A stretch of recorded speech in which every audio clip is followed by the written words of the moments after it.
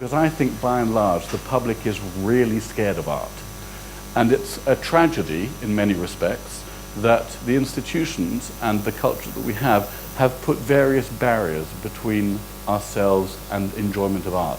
And I raise this now because I'm going to return to it back when we get to the digital point, because I think digital has an enormous role in unlocking that. Within the museum sector, Tate, I think, is some way ahead of every other gallery around the world. There are a few who are in a similar space, but by and large, Tate is way ahead.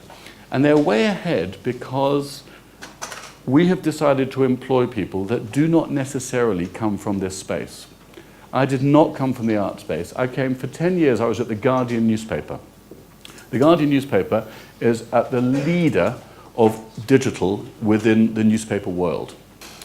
We decided at Tate, so I was not brought into Tate for my skills in art history. I was brought in to bring in the digital experience I'd had and other experience that I'd had in my professional career. And this was 4 or 5 years ago. Since then, I never look at well, I do a bit, but not really. I never look at what other museums and galleries are doing in the digital space. There may be interesting little things they're doing, but on the bigger picture, no. I spend my entire time looking outside at both either retail or the world of news and newspapers, because they are doing the most interesting things in terms of audience engagement in the digital space. Digital only works this way. It doesn't work this way, and that's really different. But the activities blur, and the digital thing, I don't know if our Twitter, and I'll show you some examples of it later, is marketing, if it's content, if it's about community. It doesn't matter what it's about. You just have to work out a way of doing it where multiple different people are doing it. What's absolutely true is if it's just me doing it, I'm fine to do some of them, but not all of them. It needs to be the institution that's doing it, and it is not the role of my department, though digital sits in my department. But I'll come back to that.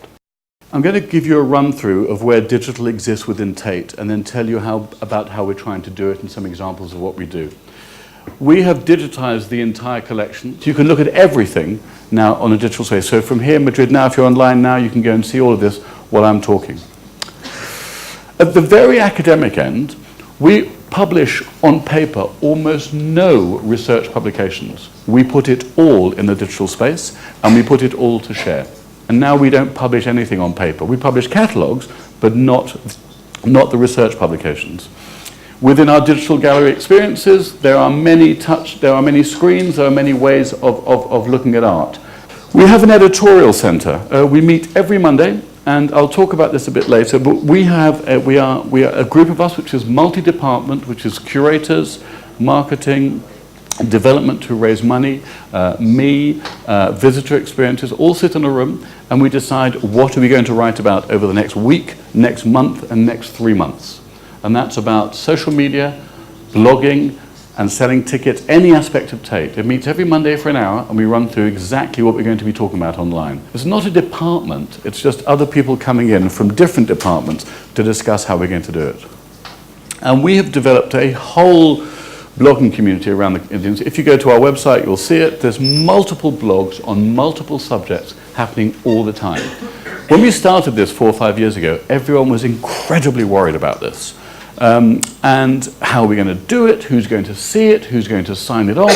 What if someone says something stupid? What if... Now, in 4 or 5 years of doing this, actually, no one's really said... People have said some boring things, but they haven't particularly said any stupid things or things that have brought us into disrepute. We are very big in social media. We tweet furiously. We are very big in Facebook. We go on all social media because we think it's really important to what we're doing. It allows a different form of dialogue about the arts, about culture, in a way that you can't do elsewhere, and it's really, really interesting.